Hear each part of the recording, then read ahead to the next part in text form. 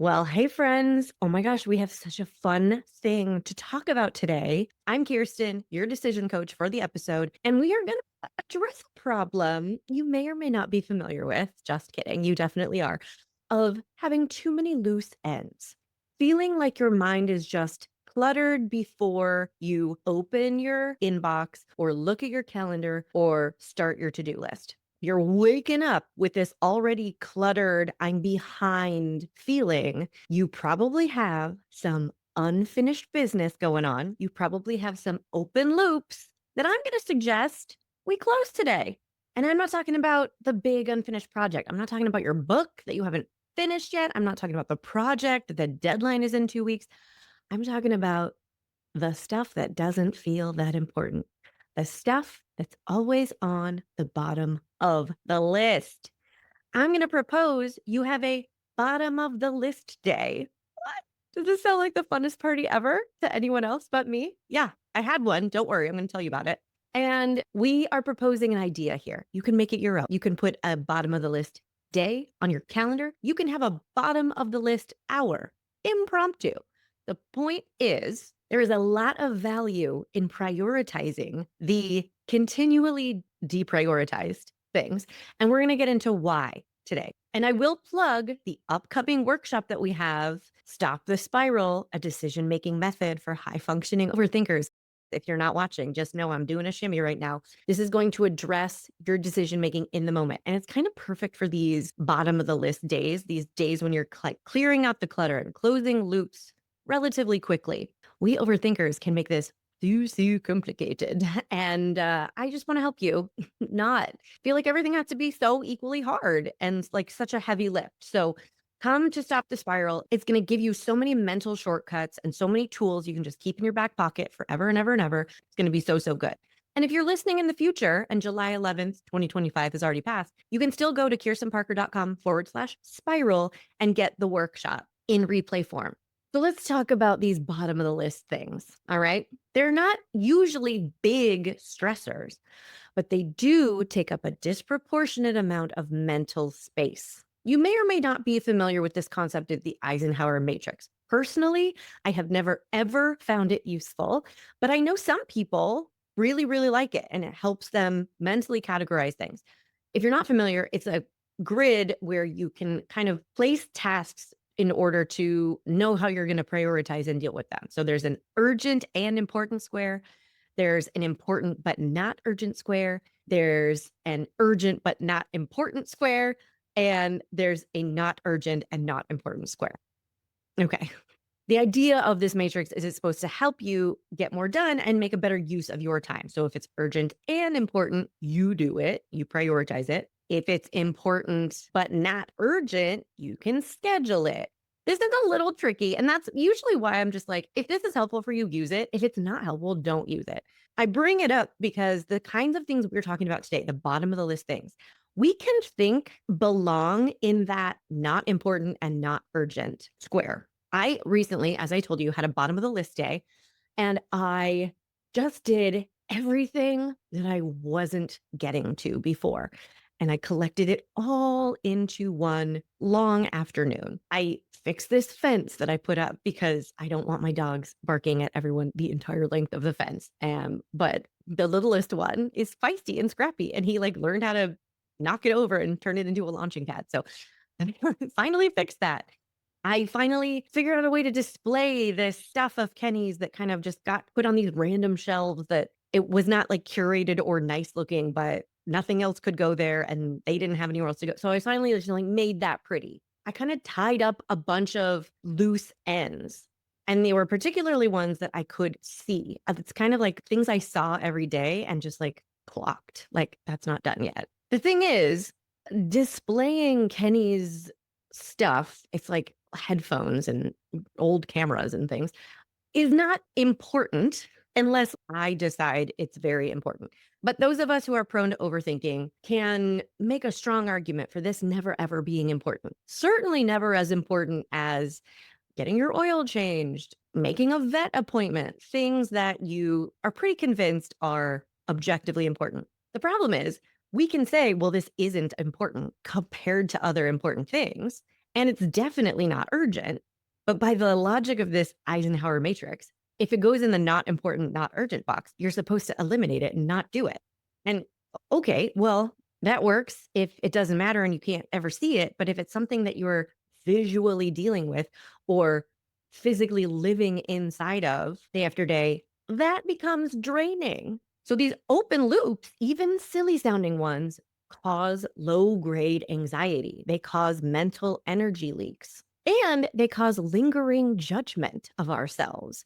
Are you familiar with any kind of to do list judgment? Like you can get any amount of things done in a day and still think, well, I didn't do everything. I'm still behind. Everything still looks a mess. So that's why it's really worth taking time out of our productivity and our high level decision habit conversations to talk about this stuff that will not get prioritized otherwise. Because unfinished tasks equal open loops, equal unmade decisions, equals lingering judgment and energy leaks, which just makes you less happy and less effective in your everyday life. So I want you to think about this bottom of the list day, not as a super productive hustle and grind productivity. I'm going to totally catch up day. That is not the mindset. I know it's so tempting. It's actually a day to restore your capacity. I want you to think about a big boat or fancy yacht or old-timey pirate ship, whatever your vibe is today. Think about that making a long voyage across an ocean. There is important stuff to tend to on that journey, I'm sure. But if you never, ever reserve any time to do a maintenance sweep and prioritize the tiny leaks and the tiny things that need fixing, do you think that potentially the boat could get less and less and less efficient and direct and precise because it has all of these unaddressed problems that you're never dealing with? So I don't want you to get caught up in what's the most important bottom of the list stuff I can do. It's not about that. There are other important things that you are going to choose to not do. You are going to choose that this thing I'm going to put in front of me right now is important for right now.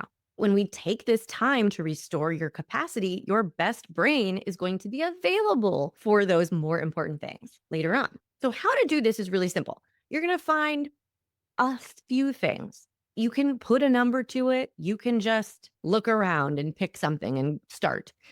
There's power in collecting these together because, like I said, it's hard to prioritize them over anything else. When you gather them together, though, and you make a project out of diving into the bottom of the list as a whole, it's easier to justify spending an afternoon on it. It's easier to gear up energetically to do all of these things. But like I said, it could be like 2 or 3 things. It doesn't have to be a productivity marathon kind of situation. So you can do digital stuff. I've been talking about a lot of physical things, and there is a reason for that, but you can include an email clean out if you want. You could cancel a bunch of subscriptions that you don't use or forgot about. I would suggest not making this the only thing you do, though, because the things you can see and the things you do with your hands have a different impact on you energetically. And we do want you to feel physically different after you do this bottom of the list day or hour.